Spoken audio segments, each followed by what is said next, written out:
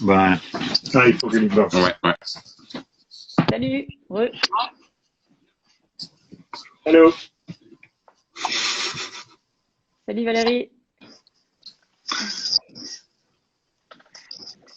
On va attendre un petit peu avant que ça commence.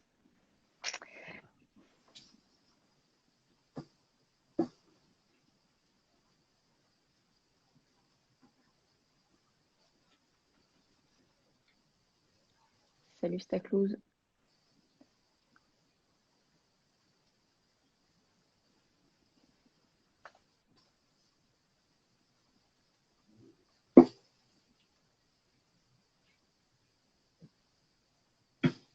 C'est sûr, on s'appelle ça d'ici.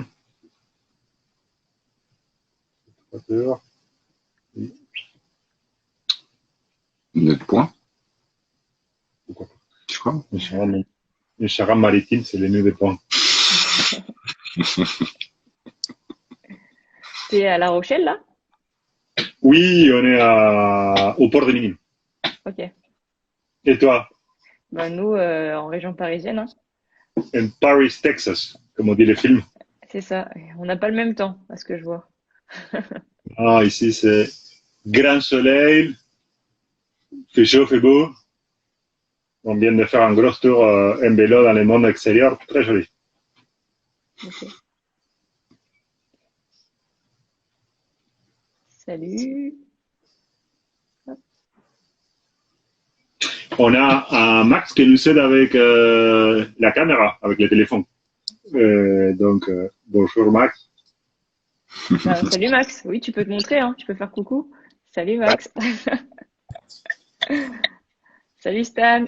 Salut Jérôme. Du coup, tu peux. On va juste en prévenir. Hop.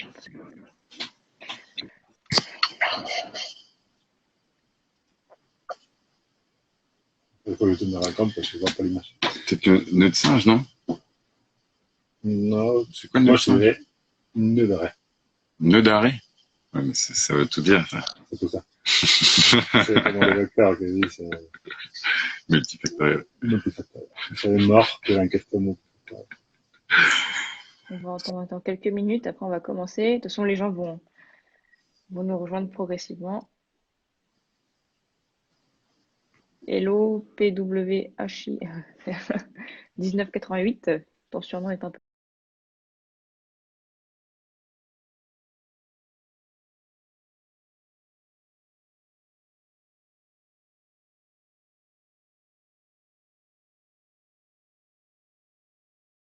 long. Salut.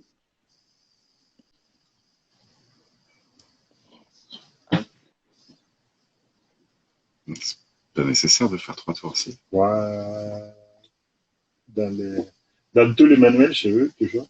Tu connais. Peut-être tu peux faire plus, mais c'est pas le 3, c'est le minimum. Ça peut servir de pomme de Touline aussi, ça, non?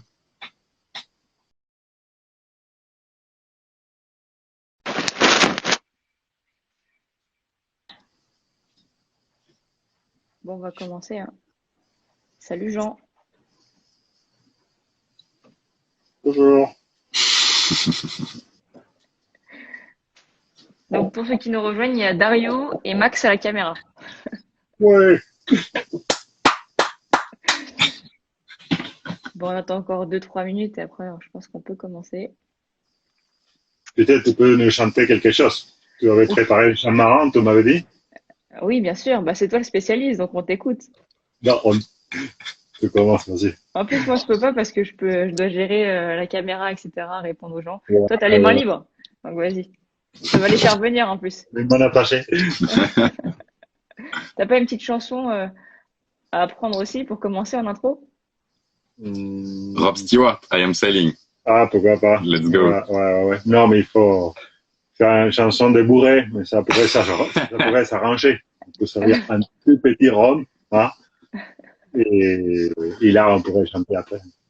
Ok, bon, on peut le faire après, hein, au fil de l'eau. Ok, bon, on va commencer. Et ben, les gens reviendront progressivement. N'hésitez pas à poser des questions au fur et à mesure. C'est moi qui m'en occuperai, qui les indiquera à Dario. Du coup, bah, enchanté. Donc, pour ceux qui connaissent pas Maloco, donc moi c'est Justine, je suis cofondatrice de Maloco. Et donc Maloco, qu'est-ce que c'est? C'est une application qui t'aide à réaliser ta passion partout dans le monde en vous proposant différentes expériences, différentes activités sportives, culturelles, spirituelles, des voyages, vraiment partout dans le monde. Et du coup, on s'est dit, bah, pourquoi pas utiliser un petit peu la période du confinement pour prendre plus de temps et mettre en avant nos partenaires. Donc là, on est au 3e live. Et du coup, aujourd'hui, la guest star, c'est Dario, du coup, qui est ici, qui est la guest star et qui est fondateur de Nomad Voile. Et le but, c'est de faire un petit live aujourd'hui sur différentes thématiques. La première partie, ça va être à lui de se présenter pour vous expliquer en quoi ça consiste Nomad Voile. Ensuite, on aura la chance de faire une visite virtuelle de son bateau.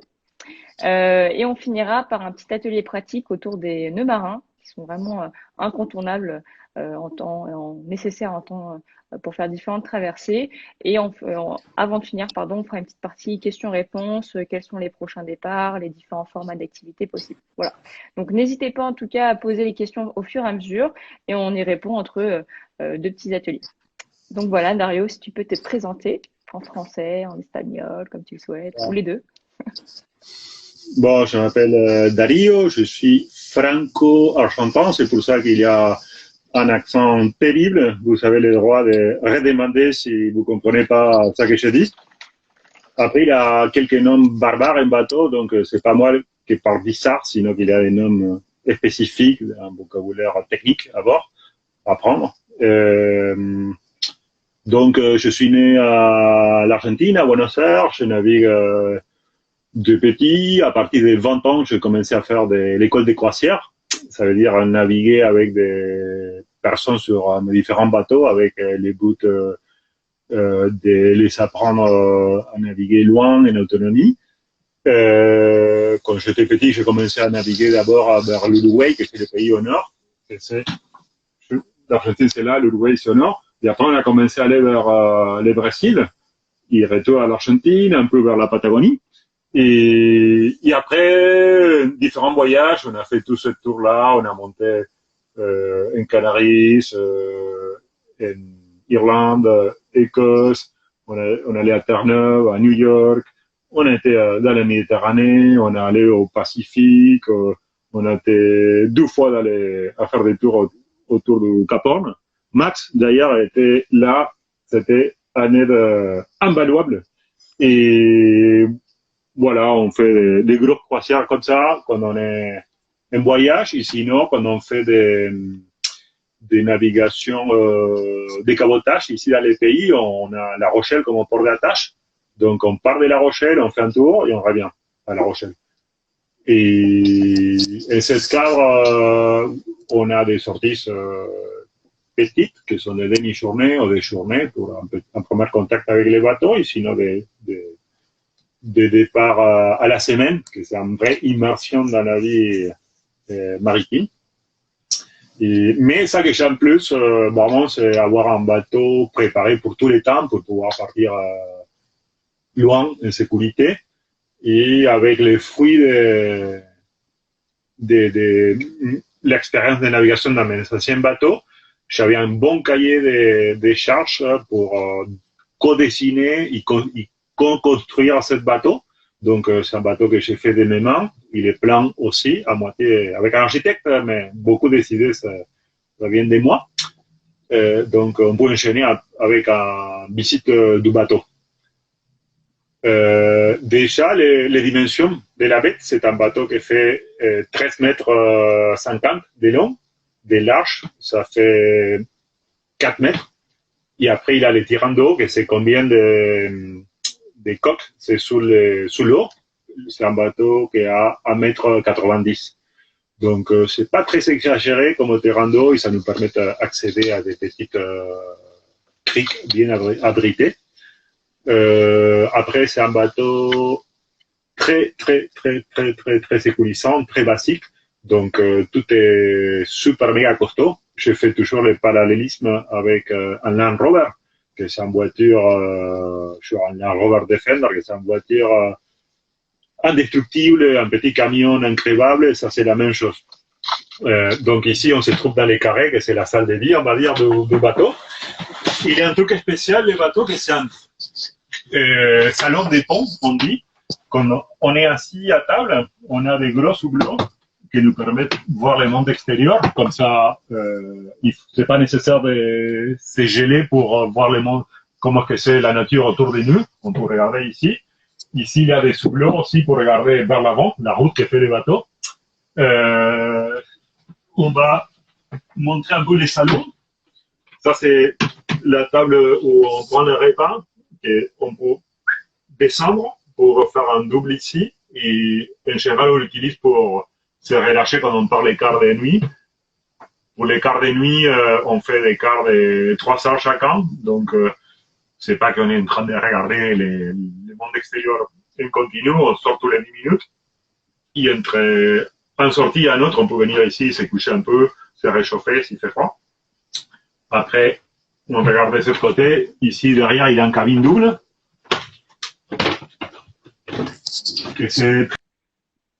Il y a des sous-blocs, il y a un lieu de rangement. De ce côté, on a des placards, que tout est grand, simple. Ici, on a un poêle, qui est un poêle qui fonctionne à gasoil, à diesel, que c'est pour réchauffer les bateaux dans les mouillages. Un petit placard avec les habits de mer, les cirés. Donc, si on les met ici avec le chauffage, ça chauffe un petit peu les habits aussi, ça les sèche un peu, parce que tout ça c'est troué ici en bas, donc ça fait une petite circulation de l'air à l'intérieur. Les blocs cuisine, Max qui se casse la goutte. Ici on a des petites plantes avec toute la batterie de cuisine, parce que dans les bateaux on mange comme à la maison, on n'a pas des lyophilisés sur des choses dégueulasses, modernes comme ça, on a la même cuisine qu'à la maison. Il y a la gazinière qui bouge, comme ça qu'on dirait les bateaux qui roulent, on dit, qui fait ce mouvement. Ça continue à être toujours à l'horizontale. On a un bac à légumes ici dedans. Voilà. Donc tout est aéré et frais. Ici derrière, venez voir, on a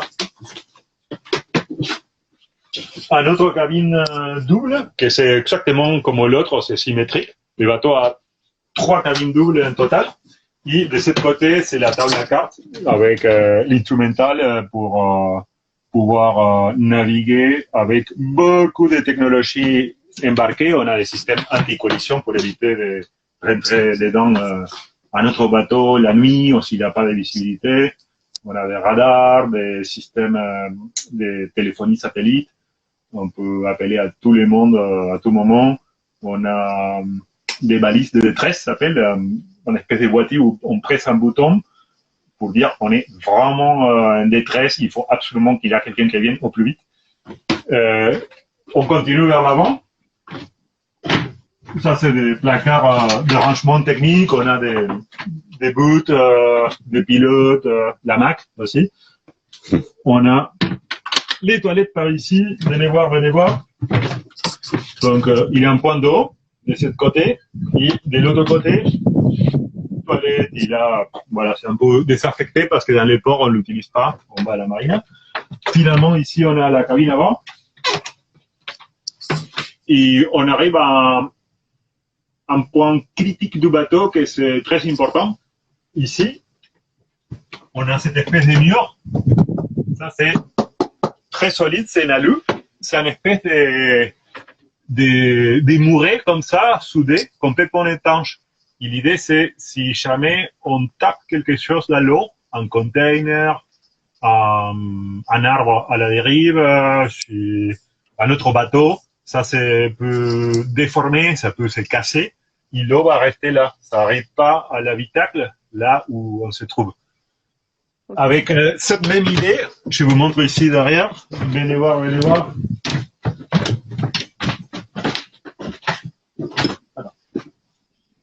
Oui, vas-y. On sort dans le monde extérieur. Je vais fermer la porte. Donc ici, on a cette merveille que c'est un porte étanche, comme un sous-marin. C'est la même porte qu'à la maison, sauf qu'il y a un joint ici autour. C'est une porte très solide, en alu. Donc, on peut fermer comme ça.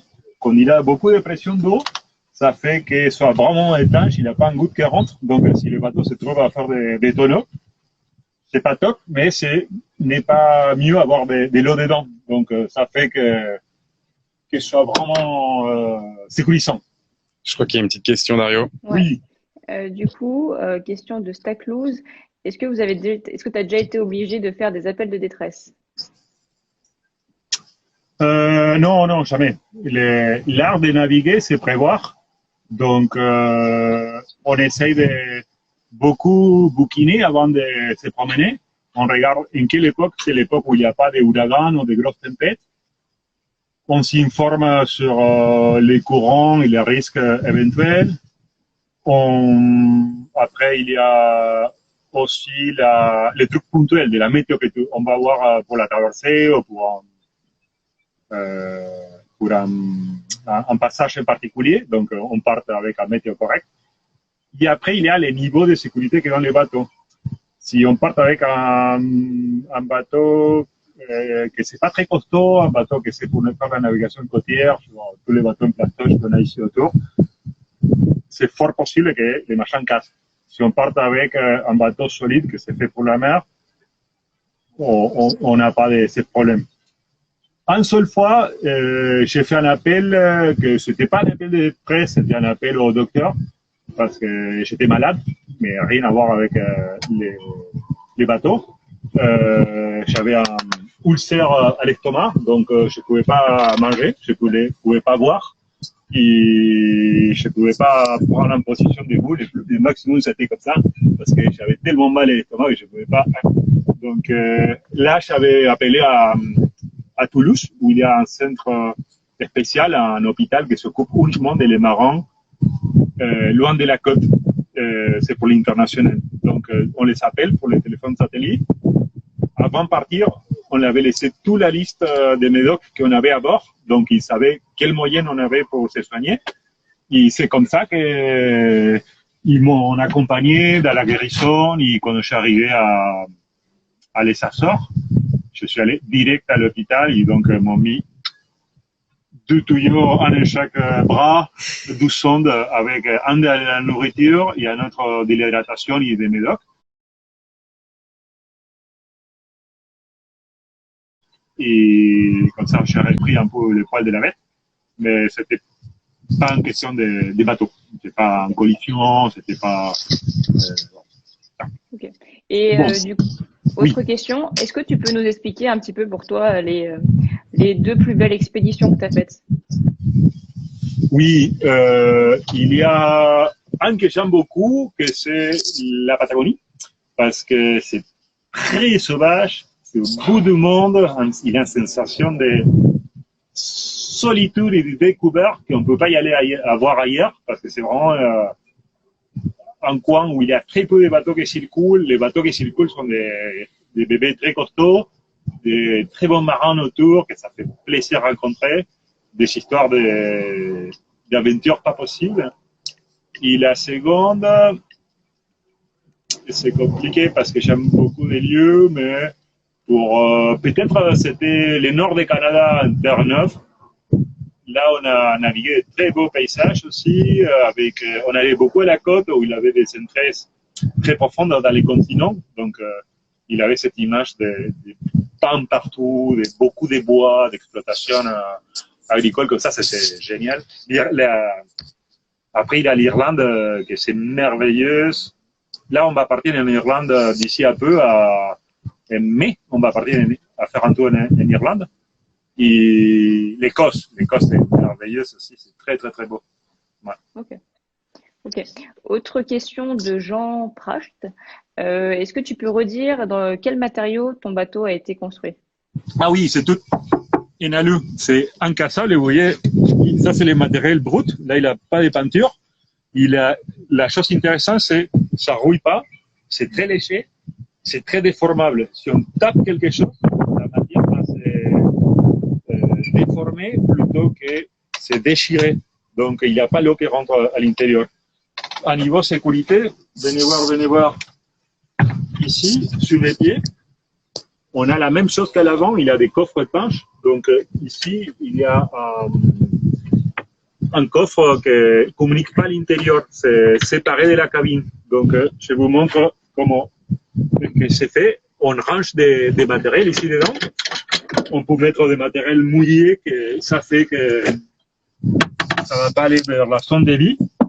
Là, il y a une paroi, là, il y a entre parois, et là, il y a des matériels divers. Bon, mais le truc intéressant, c'est si jamais il y a un bateau qui nous aborde pour l'arrière, ou si jamais on fait marche arrière contranquée ou autre, à nouveau, il a une réserve de flottabilité pour éviter que l'eau rentre à l'intérieur de la cabine. Parce que là, il a la nourriture, là, il a la chaleur, là, il a la communication, là, il a l'énergie, les batteries, c'est vital. Là, il faut que ça sèche. Ici, si ça s'est mouillé, c'est pas dramatique. Okay. On va faire un tour vers l'avant. La chose sympathique du bateau, c'est qu'il y a les mains courantes comme ça. Donc, on peut marcher en sécurité, on se tient ici. Après, il y a les gréements, et cette câble qui tient les mains, que c'est surdimensionné, c'est vraiment quelque chose de monstrueux. C'est très, très, très important.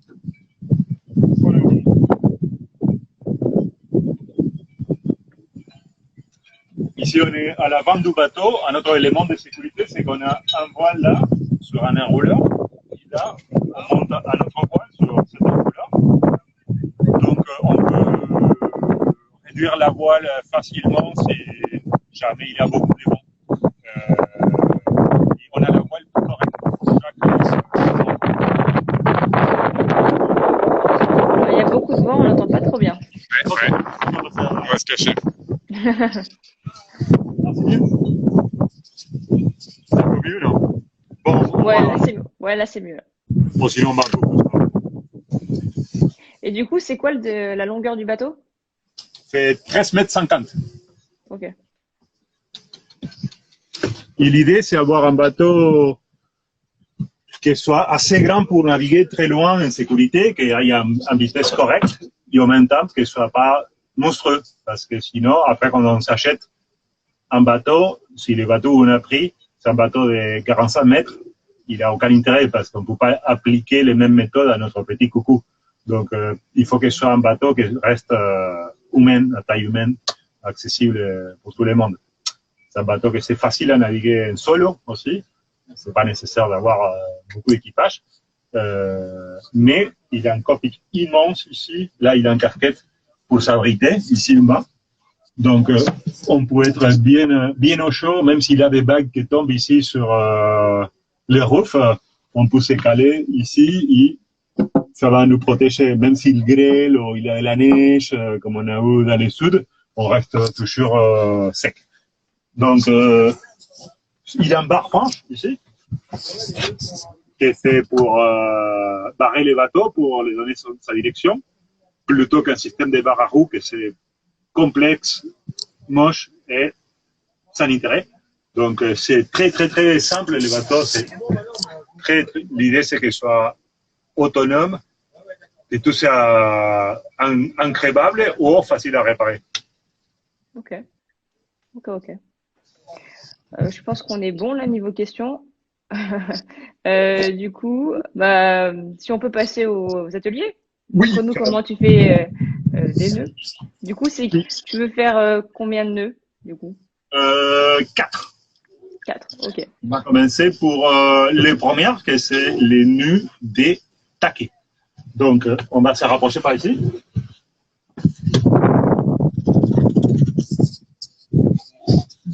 Bon. Alors, attends. Ça, c'est... Recule un peu, tu fais de l'ombre.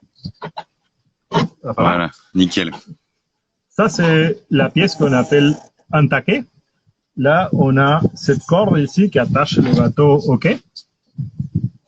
Donc, il y a un côté qui est attaché au bateau, ça passe pour un taquet qu'il y a dans les pontons et ça revient au bateau. Alors, quand je me trouve avec les bouts, la première chose à faire, c'est un tour complet, toujours dans le sens horaire, dans le sens des aiguilles de montre. Si jamais le taquet c'est vertical, je vais faire mon tour toujours dans le sens horaire, comme ça. Dans ce cas, c'est horizontal. Donc, je viens ici, je fais un tour. Après, je vais faire la figure d'un 8. Une fois que j'ai fini les 8, je fais un autre tour complet. Donc, et ça, c'est fini. À nouveau. Je viens ici, je fais un tour complet qui est à l'intérêt de démultiplier la force. Là, s'il a les bateaux qui tirent très fort, c'est pas grave parce qu'avec 2 doigts, je peux les tenir parce que ça fait comme un poulie, donc il y a une démultiplication importante. Après, j'ai fait un 8 et après, j'ai fait un 0. Ça, c'est la version simple qu'on utilise dans la marine marchande. Moi, je suis marin marchand et brevet à voile. Dans les bateaux, les petits bateaux à voile qu'on utilise, suivant, les taquets sont tout petits, il n'y en a pas la place pour faire ce nœud. Donc, on va voir une autre version, que c'est un 0, un 8. Et avant de finir les 8, il y a un tour mordu comme ça qu'on fait. Et donc, les nœuds, c'est un peu plus compact. C'est pour ça qu'on l'utilise dans la plaisance, parce que normalement, on a des taquets tout petites, très frêles. Donc, si on n'a pas des gros machins comme ça, c'est intéressant de savoir cette autre version. Mais c'est le même nœud, c'est nœud et taquet. C'est bon? Yes, sir. On passe à les secondes. J'ai préparé un bout que j'amène. Tout va bien, Max? On est au top, au soleil, dans la marina de La Rochelle. Il y a pire. Ouais, ça va. Bon, on va faire ici, dans la main courante, Ouais. un nœud qui s'appelle nœud des cabestans. Il s'appelle comme ça parce qu'avant, il avait à l'avant du bateau une machine pour tirer la chaîne, il avait l'ancre qui s'appelait cabestan. Et c'était ce nœud. Bon. Donc, l'idée, c'est toujours, je prends les bouts avec la gauche, une toute corde, d'abord, tous les cordes, on les appelle bouts. Une toute corde, il y a un côté qui c'est attaché au bateau ou à autre chose, que c'est le dormant. Et après, il y a un côté comme ça qu'on va attacher à un autre lieu, que c'est les courants. Donc, la gauche au dormant, la droite au courant. Et on va faire de haut en bas, comme ça. Après, de droite à gauche. Et ça monte au milieu. Et ça, c'est tout. C'est les nœuds des cabestans. À nouveau. Je les tiens toujours avec la gauche. Je vais y aller de haut en bas. Après, ça va traverser vers la gauche, comme ça. Le grand secret, c'est bing, de tenir avec les doigts. Parce que ça fait comme on croit ici. Donc, je sais que je dois passer ici en bas. Et ça, c'est les nœuds des cabestans. Les trucs sympathiques du nœud de cabestan, que c'est super efficace, facile à défaire. Et la caractéristique, c'est que ça ne peut pas se déplacer latéralement comme ça. Là, je tire pour le boucher. Mais si c'est très dur, ça va frapper ici et ça ne peut pas se déplacer des côtés. Donc, nœud de cabestan.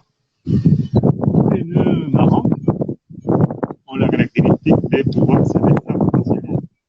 On ne fait pas un nœud qui ne soit pas facilement dans la manœuvre courant. Hein. On ne fait pas un nœud qui soit compliqué à défaire parce que souvent, il faut être actif, il faut faire des choses vite. Voilà. On a vu nœud de taquet, on a vu les nœuds des cabestans. Et là, on va voir les nœuds des chaises. Les nœuds des chaises. Est-ce que les terriens arrivent à suivre les nœuds? Oui, ça a l'air en tout cas. Ok. On sont tous endormis en train de faire la sieste. On va jamais savoir parce qu'on va dormir face à l'ordi. Bon, les nœuds des chaises. La gauche va y être au courant. Et avec la droite, je vais faire mes petits nœuds. Donc, première chose à nouveau, c'est faire le tour dans le sens horaire. Comme on a fait les nœuds taqués, on fait un petit boucle comme ça. Et ça fait un petit boucle comme ça. Après, disons qu'on va attacher les winches. Hop, attends. Hop. Ah, ça c'est parfait. Ça, c'est parfait. Donc, ça va sortir comme ça. Ça fait les tours derrière les dormants. Et ça se replonge. Facile. On va raconter la petite histoire qu'on a toujours pour les enfants. Oui. Allez, Et il y a un petit lac et un serpent. Après, il faut se droguer un peu pour voir les serpents, mais ça, c'est les serpents. Il a les serpents qui sortent du lac, fait les tours De l'arbre, que c'est les dormants, et se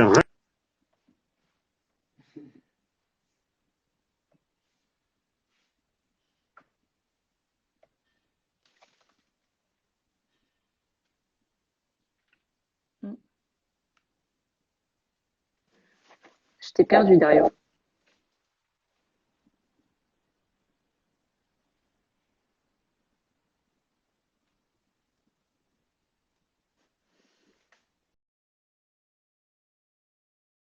Je vais les contacter.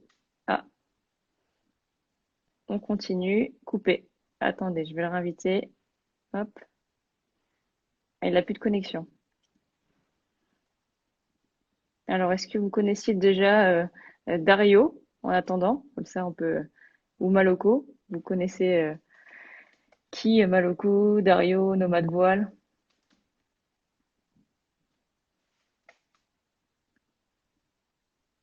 Ah, c'est bon. Je crois que c'est bon. Affiché. Il revient parmi nous. Commencer.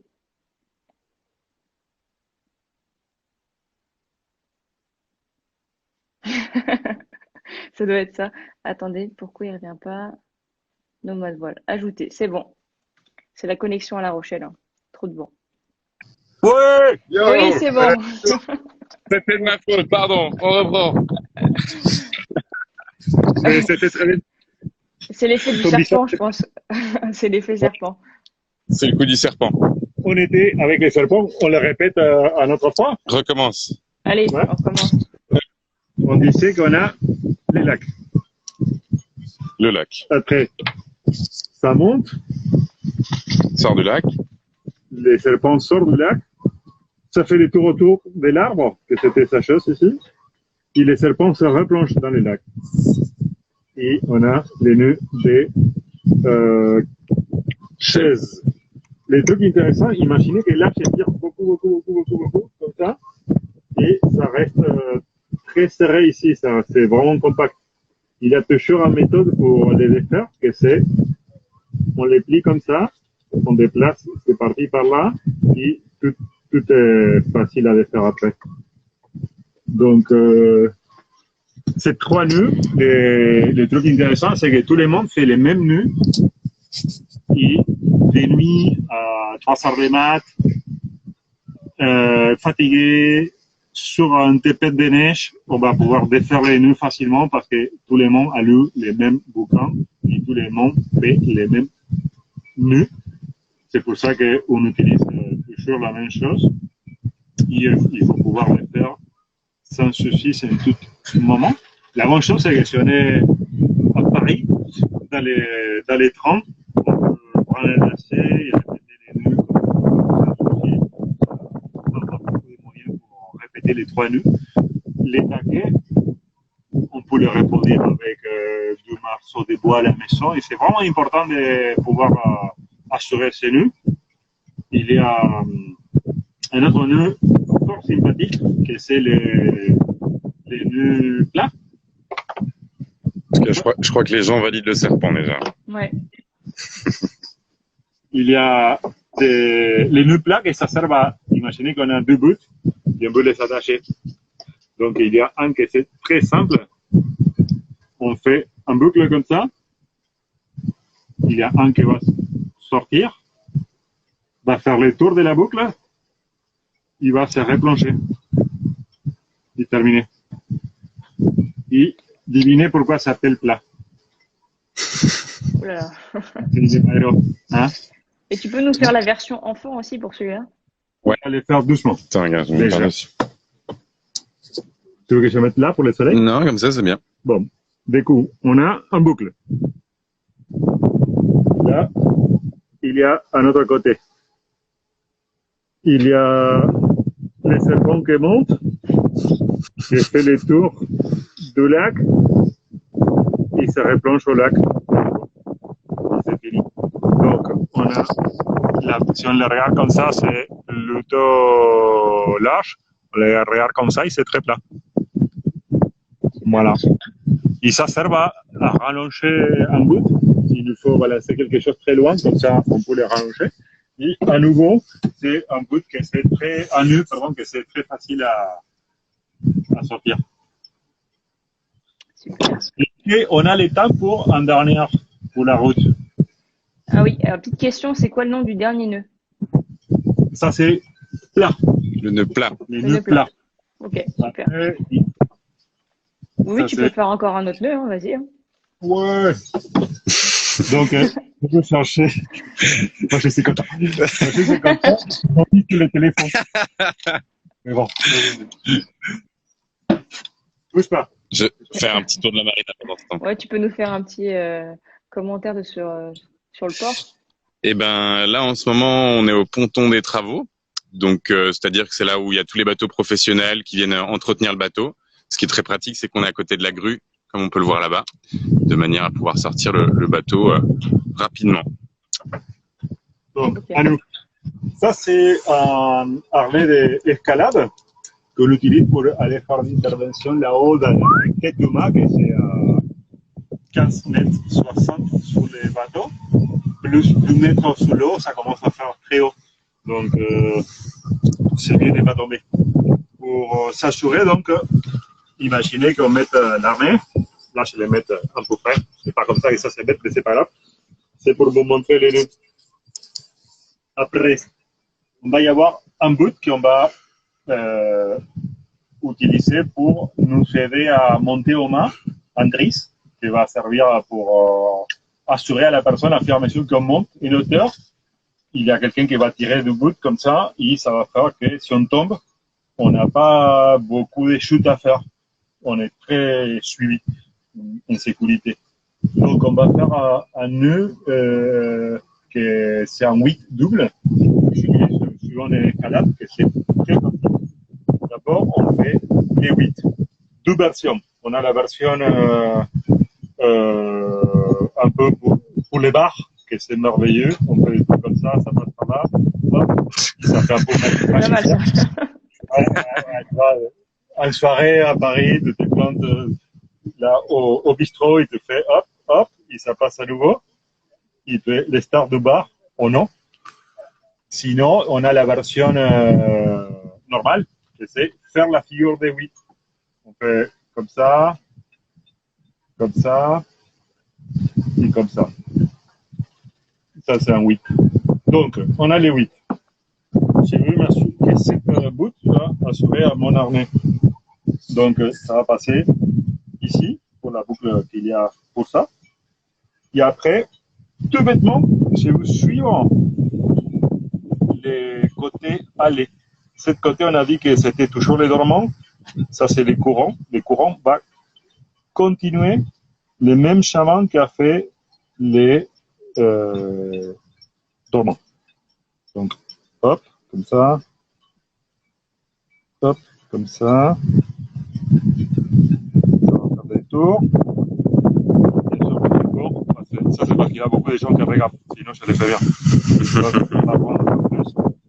On voit pas très bien. Attention. Pardon. Là, on fait les 8 à nouveau. On recommence. On recommence. Hop. Donc, Ça passe pour mon harnais, simplement.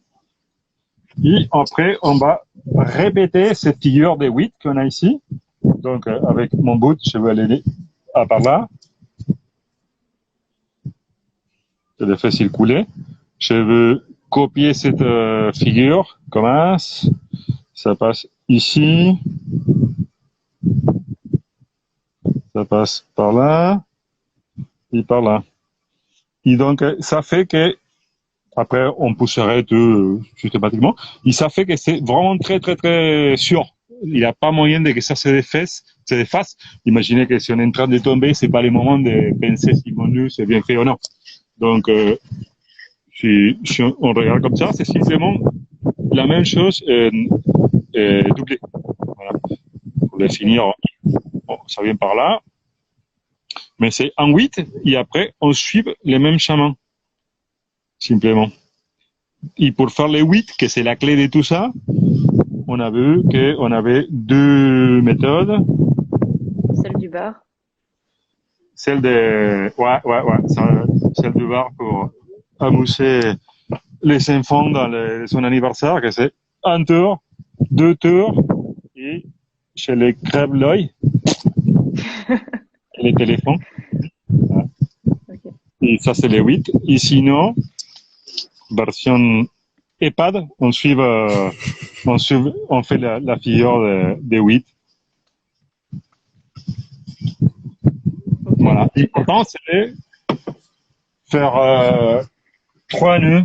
Avec 3 nœuds, on peut faire le tour du monde. Après tout le reste, les milliards de nœuds qu'il y a, c'est pour des utilisations très spécifiques et pour la frime. Mais avec 3 nœuds, c'est bon. Moi, je veux démocratiser la voile, je veux que tout le monde navigue et soit heureux. Donc, je veux pas partir dans un niveau pas possible de technicité de la chose. Je cherche les bateaux les plus costauds, les plus simples du monde. Je cherche les méthodes les plus simples du monde pour qu'elles soient sûres et pour qu'elles soient efficaces. Voilà. Ok, super. Est-ce que tu peux nous parler un petit peu maintenant des différentes sorties que tu proposes? Oui.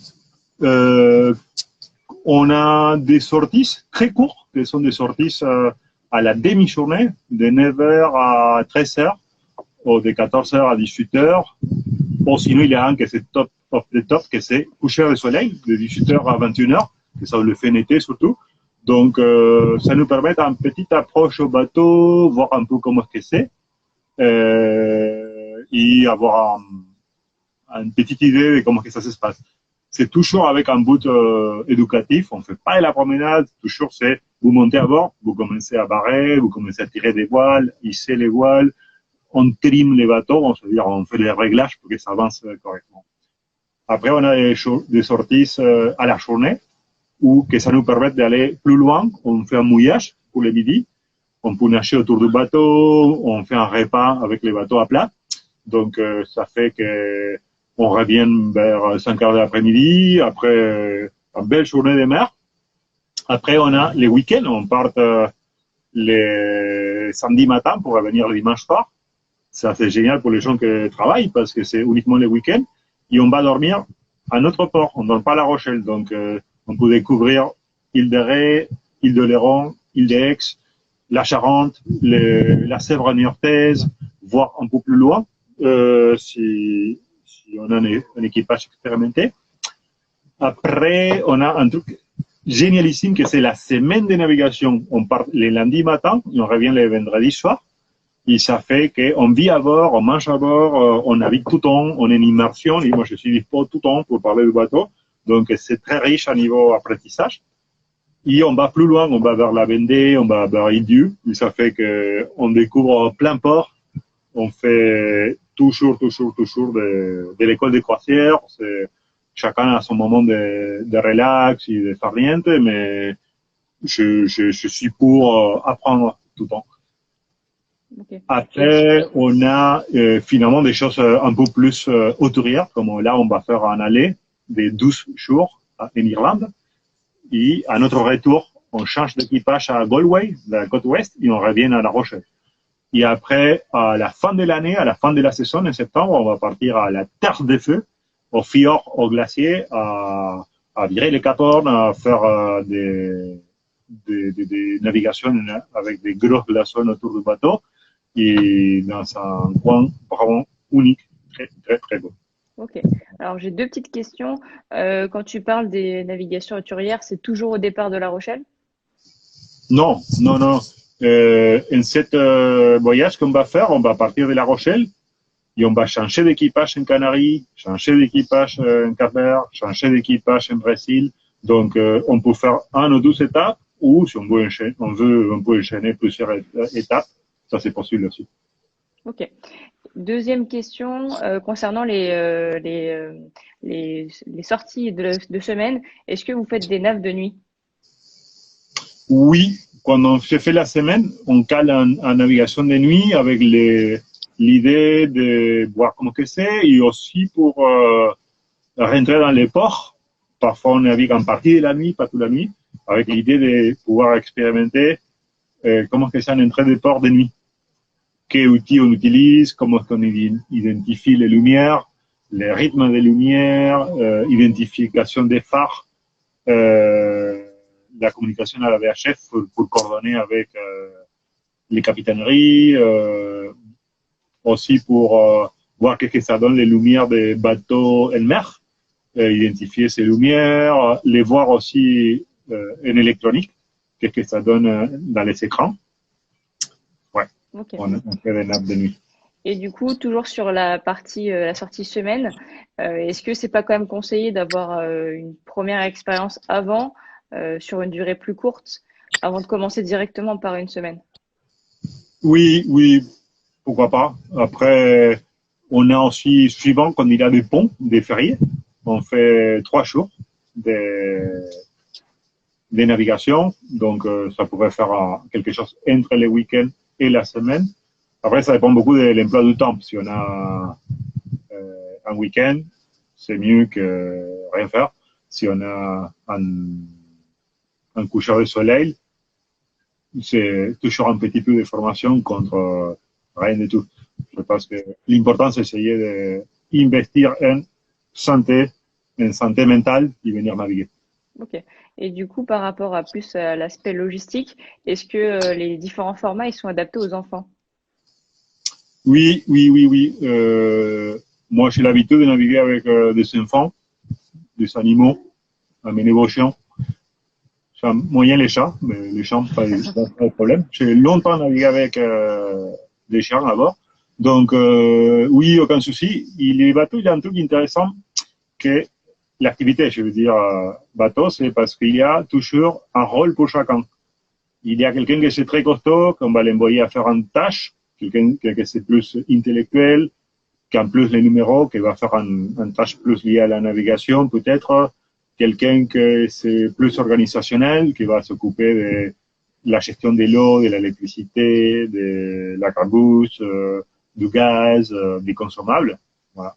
Il y a toujours un poste pour chacun à bord. Il ne faut pas un phénotype en particulier, il ne faut pas un état physique en particulier. Ok, super. Moi, je pensais à autre chose aussi. C'est quoi un peu tes tips pour justement pour les gens qui ont le mal de mer? Ah, les mal de mer, c'est très facile, il faut se donner son temps. Le numéro un, c'est il y a des choses qui aident à avoir mal de mer. Si on a faim, pas bien. Si on a faim, il faut manger un petit peu sans exagérer. Si on a soif aussi, il faut boire un petit peu sans exagérer.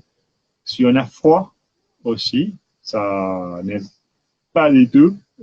Et après, la grande chose en général, c'est si on a peur, si on pense que le bateau va couler à tout moment, ou qu'il y a quelqu'un qui n'est pas opératif, qui n'est pas très sécurisant à bord. Donc, c'est important de le faire dans un cadre rassurant. S'il y a quelqu'un qui nous invite à naviguer et on voit que la personne ne sait pas trop comment ça marche comme bateau, c'est normal d'être plus malade. Et après, on a tous mal de mer. L'histoire, c'est comme si on a mal à la tête. Quand on a mal à la tête, on travaille quand même. On travaille moins fort, moins bien, moins confortable, mais on continue à bosser. Si on a mal de mer, on continue à fonctionner, si c'est pas très violent, et après, ça passe. C'est une histoire de s'habituer. Il y a les grands coureurs qu'on voit dans la Vendée Globe, qui sont tous drogués, ils prennent des médocs pour les moments les plus rudes, quand il y a vraiment beaucoup de mouvements et c'est très violent, parce qu'ils sont des personnes comme nous. Il n'y a rien que personne que c'est spécial. C'est pas lié au sexe, c'est pas lié à la force physique, c'est pas lié à l'état de santé. C'est un manque de coordination entre l'oreille et les yeux. dessus, regarde on voit qu'on ne bouge pas les corps. Il a l'oreille interne où se passe l'équilibre qui dit oui, on est en train de monter et descendre au boucher. Et les corps disent non, je ne bouge pas les muscles. L'œil voit que ça. Donc, cette collision mentale, ça fait que on a ces sensations de nausée. Après, jamais de mort, jamais de blessés. Simplement, s'il y a quelqu'un qui ne se sent pas bien un bout de temps, si ça ne dure pas beaucoup, voilà, il ne va pas se déshydrater, il ne va pas mourir de faim. Voilà, ça passe très vite. Ok, super. Je regarde s'il y avait d'autres questions. Il y a Staclous qui dit merci en tout cas pour ton bateau, ça donne envie de s'évader. Et aussi Jean qui part et qui va se renseigner sur les croisières. Super. Est-ce que tu veux rajouter un petit mot? Merci pour le rendez-vous. Merci pour être là. Là, c'est super beau, ça donne envie de regarder pour le balcon. Et après, la vie à bord, c'est vraiment très, très, très chouette. Regardez-moi ça, on est là, une terrasse. Il y a un grand soleil à La Rochelle, fait chaud, fait beau. Et là, c'est au pire de pire parce qu'on est confiné. Imaginez qu'on n'en est pas confiné. Donc, les bateaux, un grand cadre de vie. Il ne faut pas être millionnaire. Un petit bateau, ça coûte rien. Il ne faut pas être super intelligent, super costaud. C'est vraiment ouvert pour tout le monde. Ok. Bah, merci à toi. Et en tout cas, donc le live, il sera disponible sur la page de Maloco et sur l'application. Et toutes les activités, donc les sorties demi-journée, les sorties semaine et coucher du soleil sont disponibles sur Maloco. Pour tout ce qui est hauturier, du coup, ça, je vous donnerai également les contacts de Dario pour les plus longues traversées. Donc, merci à tous. Et en tout cas, on se revoit très vite. Merci, au revoir. Salut!